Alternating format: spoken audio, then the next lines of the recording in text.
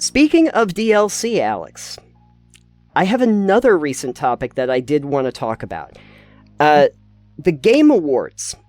Oh. Yeah.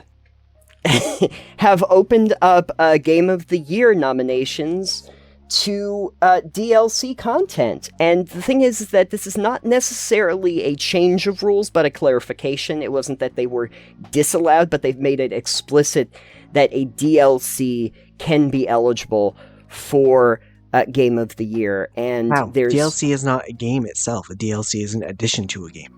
As you can imagine, a lot of people feel the same way, and there's been quite a few people that are upset.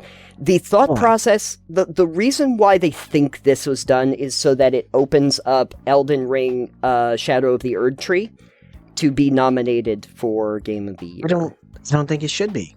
No, I don't either. It wasn't made this year. No. It didn't come out this year. No, Elden Ring was made 2 years ago, and it was Game of the Year then, sure, great, but it's an additional content pack. One of the things that really annoys me, and it seems the like Game Awards, the Game Awards, yeah. Well, the Game Awards they've fallen off a lot. Like, I don't understand, like, the ongoing games, how they rate indie games. Like, it's all over the place. I don't know why they think people care about esports, but that's me, and apparently people do care about esports. Okay. But here's the thing that a lot of people cited is that if there was always a precedent that DLC could have been up for Game of the Year, there's a lot of DLCs that should have been in the entry of that. Like Phantom Liberty from Cyberpunk 2077, which was not in consideration, was considered one of the best pieces of DLC in the last few years. Big storyline expansion, not nominated. You know?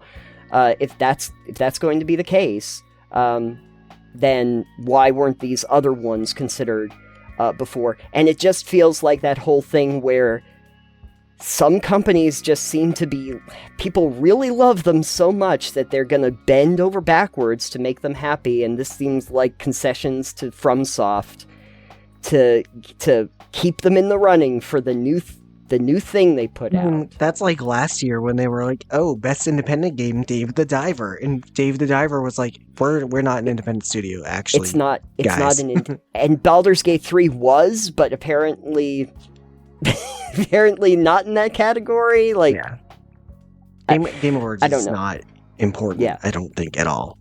No, it's especially not to consumers. It might be important on the, like, maybe development for the industry. side, for the industry, but, like, get your shit together.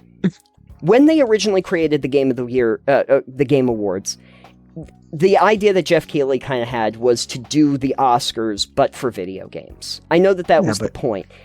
But do people care about the Oscars either? No. No one really cares about it so much. I can't really name the like movie of the year that won the Oscars. I don't know what won Best Picture. I usually don't know what won Game of the Year at the Game Awards.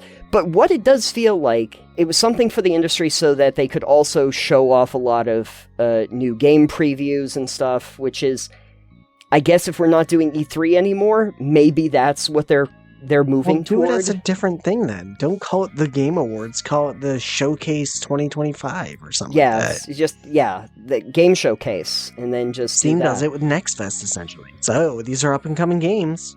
Yeah. Or, don't try to do it in the traditional award fashion, because video games are a newer medium.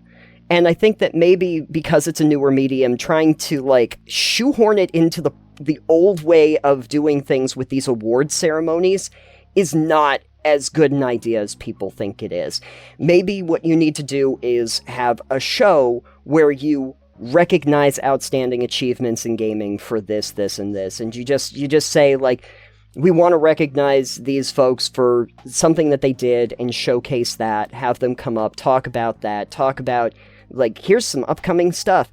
The new wave is on the horizon. Here's what you can look forward to. Like, something like that. But I think it's an award ceremony.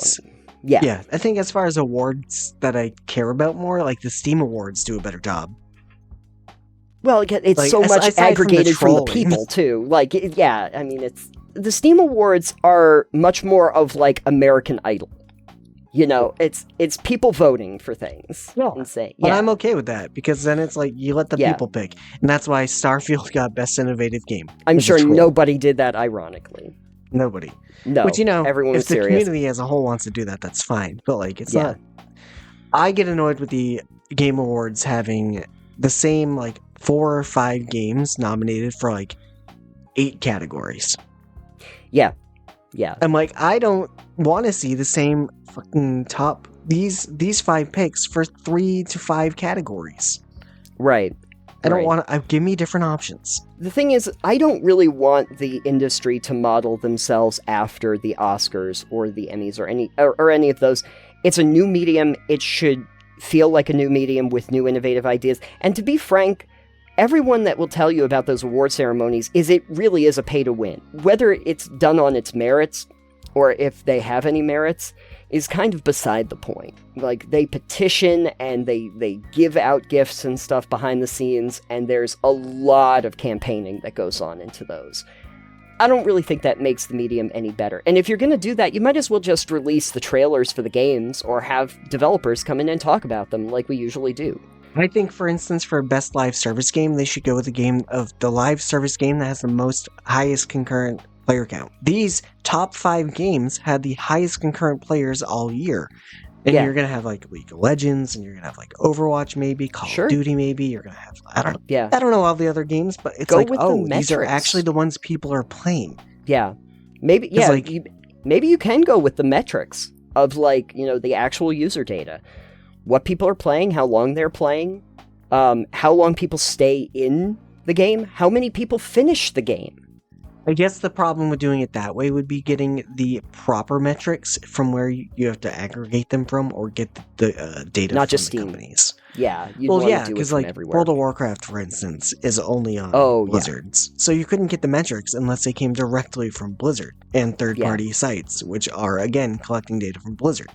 Yeah, Battle.net. You'd probably have to get it from there, but so that'd be hard. I don't know. Anyways, TLDR. TLDR. Find something better to do. Realistically, yeah. I think we're both in the camp of DLC really shouldn't count for Game of the Year. I don't think DLC should count for anything but its own category. Yeah, if you want to put a separate category for DLC, fine. But Game of the Year should be able to stand on its own as a singular piece. And if it can't do that, then it shouldn't be nominated. Sorry, Elden Ring's Shadow of the Erdtree should not be Game of the Year in 2024. It can be DLC of the year. It came out in 2022. Please leave. Just because the DLC came out this year, sorry, that doesn't count. I'm sorry. It can be nominated for something, but Game of the Year does not make sense. Second hot take here. Remasters also not allowed as Game of the Year contenders. Reboots, anything like that, yeah.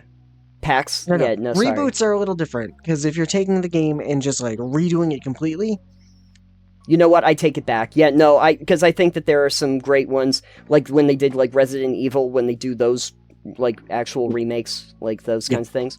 But just remasters, where they take the game and give it upscaled better graphics and UI and better controls. Yeah, nope. No, that game came out when it came out, you're just updating it to modern technology. Yeah, you want to say that it's the best remaster, fine, but it's not, no. But, like, Final Fantasy VII remade. Yes. As much as I didn't play it, like, I would say that could qualify as a game that came out this year. Or whatever year it came out. Because it's complete overhaul. They changed everything from the ground up. They made the game brand new. Yeah. So, like, anyway. As much as I'd love to say Soul Reaver 1 and 2, Game of the Year, when it comes out in December, I wouldn't. I would say that game came out when it came out, and this is an updated version, and it might feel new, and it might look newer, but it is still, hopefully, the same core game that it was back then. Yeah. So. We can only hope. Maybe that needs to be a category about, like, remasters. That needs to be a category, too. Coming up like crazy, probably. Oh, sure. Anyway, what do you think? You can let us know in the comments down below.